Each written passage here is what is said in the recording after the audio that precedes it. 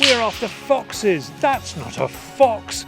This week, David Wright has gone to Kyrgyzstan, so we have a much nicer newsreader. They've got him.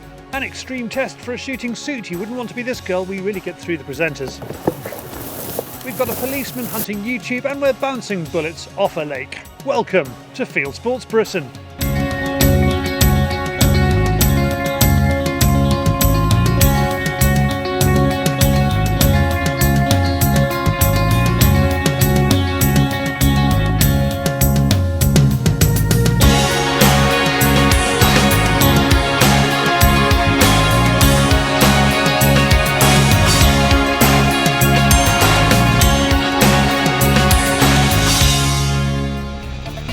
Gary Green has had a good idea. The scourge of foxes in the Essex area, he has an irresistible lure for a vamping vixen or a territorial dog. It's a stuffed fox. The farmer here has spotted a fox locally that is taking too close an interest in his ducks. Gary reckons there's more than one. He has turned up here before sunrise to put his fox in the field next to the bait and caller. Two broods of ducks here. 2 years on the trot. I've tried to get on top of the foxes a bit so they'll survive, but both times they've literally wiped them all out, killed the lot, all but one or two again this time I think. It certainly attracts a fox, but Gary has made a tactical error. He was expecting Charlie to turn up later, in daylight. The cameras might have night vision, but Gary can't see it. That fox came out of the garden in the dark and I was picking it up with a night vision binocular. So let's just hope he's not done the deed again. It's too many, too close, and as I say, I'm just trying to adjust the balance of it a little bit because the poor old ducks there, they don't even get their feet wet before long, they're gone, they're just mopping them up over there. The only thing now is to wait and to hope it comes back to the bait. Just want him back now I can see to shoot safely. As dawn breaks, the rabbits treat the fox warily. A fallow deer is less impressed, and there is no sign of that fox returning, or its friends. Then a muntjac comes out into the sun. The farmer is happy for Gary to have as many of those as he likes. Down it goes. Gary may be a man of few words, but he is delighted. It's a big buck, that. After he collects it, he can have a closer look. A right old battler, I reckon. Tusks are all snapped off. He's split right down the middle. But his view on the whole day? Disappointing. Yeah. Hey Gary, you've got a deer in the chiller. Get over it. Well, thank you, Gary, for that. Now, in a change to our advertised newsreader, it's not David, it's Abby Ling.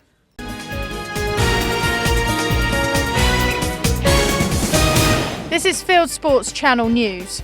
A nearly white fox has been shot in Ireland. A Fieldsports Channel viewer who wants to remain nameless sent in these pictures of the fox he shot in North Wexford along the border of Wicklow. The animal has ordinary coloured eyes, which makes it leucistic rather than albino, which is characterised by pink eyes. Mark Gilchrist was the last person recorded to have shot a white fox. The film we made about that is on YouTube. They've got him! The Daily Mirror prints this picture of David Cameron going hunting. It is the 2004 Boxing Day meet of the Heathrop. Proof they say that he supports hunting, which we already knew. Shooting needs to be recognised alongside other sports. Basque has called for comprehensive recognition and support for shooting. In response to the Department for Culture, Media and Sports consultation, it wants introductory days in schools and a change in the law to enable British target pistol shooters to participate on a level field with other international teams. Italian fishermen saved a wild boar swimming 4 miles off the coast. With the Italian wild boar hunting season underway, it did not want to be hauled aboard the boat, but they got it aboard, released it on shore, and it ran into a pine forest.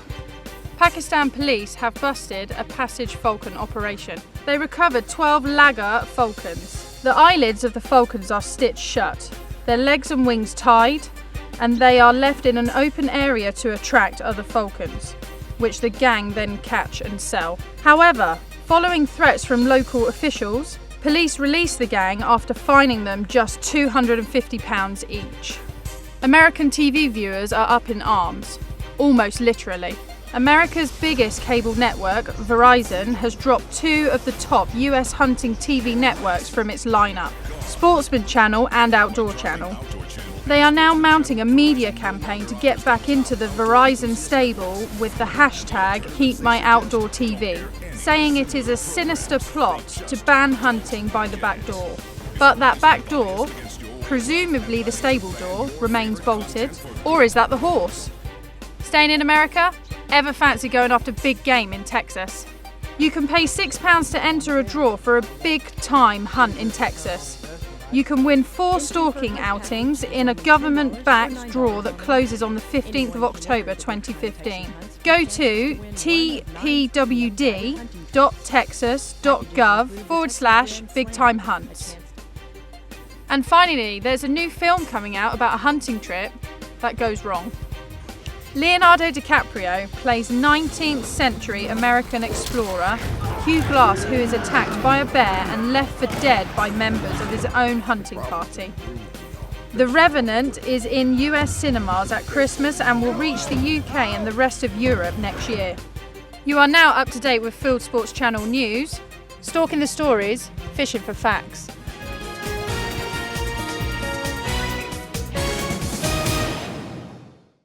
Thank you, Abby. David, you are so fired. Later in the programme, we'll be bouncing a bullet off a Scottish loch to see if it can break a target. Next, I'm off to find out about rural crime and what we can do about it. 800 million quid. It's England and Wales's highest ever rural crime cost. While the police have had success bringing down violent crime, their record in the countryside is not so good. Farmers have formed self-help groups. There are reports of vigilantes. So who can we call on to concentrate the minds of the remaining rural bobbies? Step forward the new police and crime commissioners who will be voted in 2016. And here is one who is putting rural crime at the top of his agenda. David Kenyon wants to be PCC for Avon and Somerset. The old-fashioned view of the one chap going out, a bit like I am today, but I'm not poaching, I should add, but going out and taking one for the pot. Well, that's a romantic myth, and poaching now is often very serious. At this time of year, we're out just before the start of the pheasant shooting season, people stealing poults from pens and then selling them on. But then on a much larger scale, salmon poaching from rivers. Deer, of course, are a major target, and for a carcass sold through the back of a pub or into a restaurant is worth maybe £80 to £100. And so people are using silenced rifles at night. They don't necessarily know what's behind the deer when they pull the trigger, so if they miss, that bullet could carry on and strike a house or person even. And what about those people wandering the countryside in black balaclavas hitting us over the head with baseball bats? Hunts that go out and hunt within the law are pursuing a legal activity. So if people are coming along effectively intimidating, threatening, wearing balaclavas, wearing masks, I would suggest that they are the people breaking the law.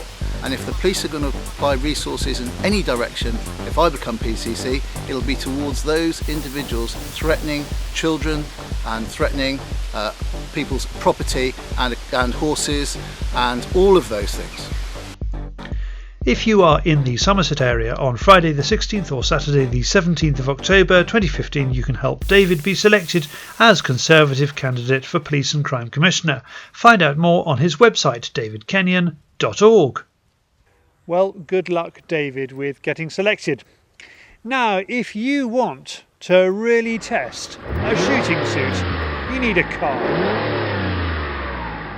Well, I'm in the Oxfordshire countryside and we're about to do a test. We're already calling dragged through a hedge backwards. Which is better, modern technical clothing or old-fashioned ancestral barber and patched tweeds? Let's start by asking my assistant, Sinead.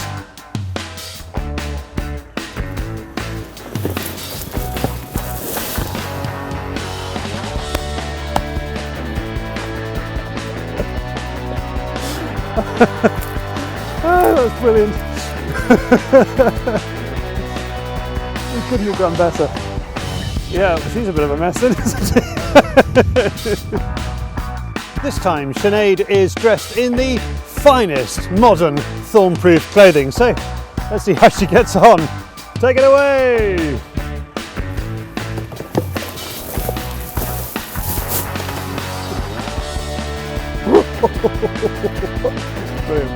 The modern clothing we are using today is by Shootin King, which is run by Hee Lee, who has carefully chosen a Thornproof fabric called Cordura. Yeah, it's a great test. It seems to have worked. I mean, we'll have a look at it in detail at the moment. Yeah. My one, not so good. What's your opinion about tweed and jacket? Yeah, tweed's of course a traditional British wear and clothing. For Shootin King we just give functional things which should just for the functional lovers that like the clothing stronger. So that's why we make it. You realise my ancestors wore this at Agincourt, don't you? I mean, this has been in my family for generations. Alright, it's really nice design and nice colour. Yeah, but our jacket, if you go like this way, I can guarantee for 5 years warranty. That's all we Shootin King give. Okay, well let's have a look at it then. Yeah, let's see, the dowel is already broken here. We've hurt her heel, haven't we? Yeah. I'm really sorry to see this. Let's break your dowel, but it's really nice one here. Lee, I was not going to use her for anything other than this test. Right? Okay. That's really good. Let's see this. It's never breaking, never penetrating. Good. And look at that part as well. Let's see it. It's just a little bit scratched, but it's really nice. You can wipe that off. Yes. My tweed, as you can see, it went through quite badly underneath there. Yes, that's this tweed is really warm and quick dry, of course for the tradition, but it's really not really durable if you really come into the brambles like this test. Yeah. We discover that the clothing has suffered, but not from brambles, it's rope burns. Oh, sink it into the trousers, as we can see here during the test. It's kind of welded itself to the plastic, hasn't it? Yeah, we'll not know what is happening next, but I try to open it. Oh, look at it. Come on. The rope has frayed, but the Shootin King Cordura fights on. That's a lot of punishment for Sinead to take. For more about Shootin King's clothing, go to shootinking.co.uk, and thanks very much to Furs Garage, that's furs-garage.com, for providing the Mitsubishi L200 that did all that work. Well, that was a very amusing way to spend an afternoon. For more amusement, I'm off to Scotland now to see what happens when you bounce bullets off water. Let me introduce you to today's Master of Ceremonies. It's Fish. This is his first appearance in a Fieldsports Britain for 6 years. You can tell by his manner he is part human, part range officer. So today we're going to be, well, ultimately trying to shoot a Coke can after bouncing the bullet off this lovely loch here. We park the boat and first of all Fish sets up the target. We take out the Browning AB3 and Winchester Varmint X ammunition and we start firing. It is not an exact science. We reckon the ricochet will be flat, aim at too steep an angle into the water and the bullet will surely plunge into it. So we decide we want the can about 60 centimetres 2 feet off the water, the same as the rifle muzzle. But the bullet is definitely bouncing, it even looks like it is skimming. It is striking around the target, sometimes high, but generally low, so we decide to lower the Coke can, almost to the water's edge. And we are concentrating fire on a point only a few yards from the target. So the target is 80 metres, so we are working at 80-90% of the distance to get the same lift. After a few more shots, really a kind of encroaching barrage, we do it! Yes! It has made a satisfying hole in the target. That was pretty amazing. And as you can see, it's still travelling at huge speed to break off serious bits of rock, so it just shows the dangers of ricochet. So don't shoot at water, yeah? No.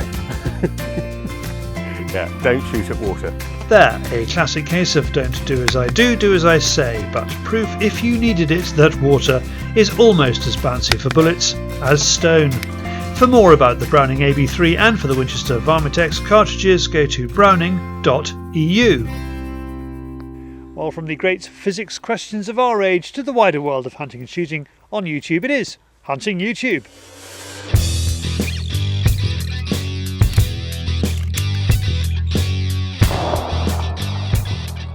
This is Hunting YouTube, which aims to show the best hunting and shooting videos that YouTube has to offer. Here is how to have a stag party. Josh James takes 22 blokes out into the mountains of New Zealand for a rod and rifle overnight mission, and he films some of the antics. Off to Belarus now, on the border with Russia, and Yacht Bureau Carla is filming a big abnormal stag being stalked by Germans. Wildjäger is half German, half American, and he is bow hunting in Hungary. Ricky Mills and Kevin Hoyt team up to take Joey Teresi, 2013 Wildjäger wounded warrior, out after row. There is Louisiana airboat action with Bruce the Alligator Man Mitchell on Keith Warren's channel. They're out after hogs in the marshes of South Louisiana. Australian Shooting Channel sends me this collection of short clips of a deer hunt in New South Wales. He apologises he has no tripod. Staying down under, Rob Crampton sends in the latest from Best Fox Call. This is Grant Harrop from Pest Be Gone with his Best Fox Whistle SS showing us how it's done. We featured him a couple of months ago. Here is Nigel Humphreys again, this time with 5 foxes with the Best Fox Call. And finally, Benjamin Vedder is 16 years old and lives in Holland, so he has to wait 2 years before he can go hunting, even though he has already passed his hunting exam. He sends me this film of him calling foxes in the dunes close to where he lives. That's it for this week. If you have a YouTube film you would like us to pop into the weekly top 8, send it in via YouTube or email me the link, charlie@fieldsportschannel.tv.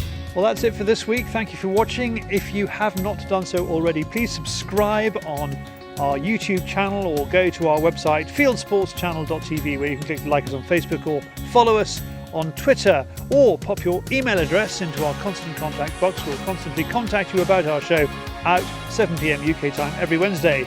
This has been Fieldsports Britain. Good hunting, good shooting, good fishing, and goodbye.